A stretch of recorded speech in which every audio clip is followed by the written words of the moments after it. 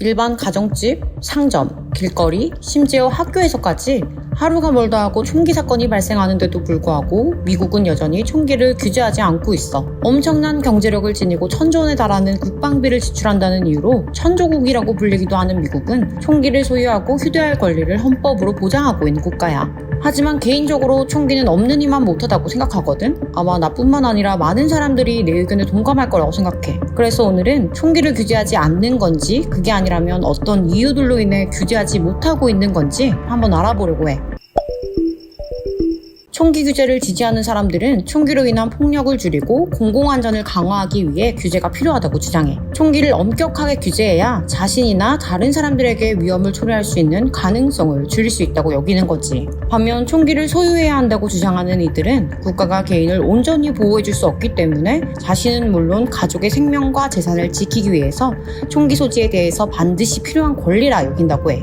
그런 주장이 밑바탕이 되어 미국의 수정헌법 제2조 권리가 제정되어 있기도 하지. 해당 법령은 미국에서 개인이 무기를 소지하고 가질 권리를 보호하고 있으며 총기에 대한 접근을 제한하는 것은 헌법적 권리를 침해하는 것이라고 명시하고 있어. 이미 법적으로 보장되어 있는 권리이기에 이를 바꾸기란 간단한 문제가 아닌 거야. 2021년 9월 기준 미국의 총기 소유율은 가정의 약 39%라고 알려졌어. 물론 이 수치는 공식적으로 알려진 데이터이고 불법적으로 거래된 총기에 대한 수치는 파악이 어렵기 때문에 실제로는 이보다 더 많은 미국인들이 총기를 소유하고 있을 것이라는 예상이 가능해지지. 이처럼 이미 미국에는 절반에 가까운 가정에 총기 소지가 보편화되어 있고, 만약 총기에 대한 규제가 이뤄진다면 이미 수많은 가정에서 보유하고 있는 총기를 모두 회수할 수 있을까? 현실적으로 불가능할 것이라는 의견이 지배적이야. 역사적 문화적 배경을 고려해 보았을 때에도 미국이 영국으로부터 독립해서 다양한 인종과 민족들이 유입되어 형성된 대표적인 국가잖아. 그래서 국가 자체가 워낙 개방적이기도 하고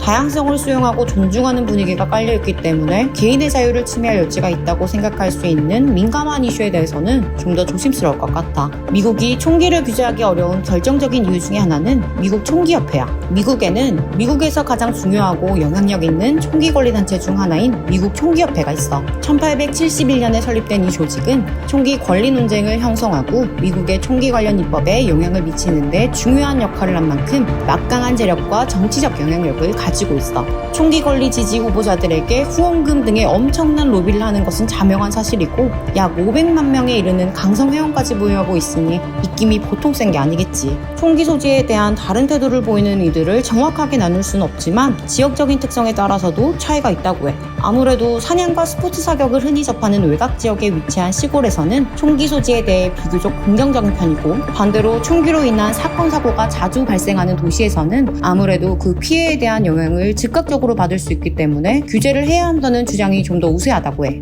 이렇게 여러 가지 이유를 찾아보고 나니 단순한 개인의 권리와 공공의 안전 문제가 아니라 여러 이해관계가 얽혀있는 아주 복잡한 사안이라는 생각이 드네. 하지만 이대로 총기에 대한 문제를 눈 감고 넘어가기만 한다면 마약 사태처럼 걷잡을 수 없는 심각한 사태를 초래할지도 몰라. 알아도 그만, 몰라도 그만인 잡지식이 가득한 지식상점을 구독해줘.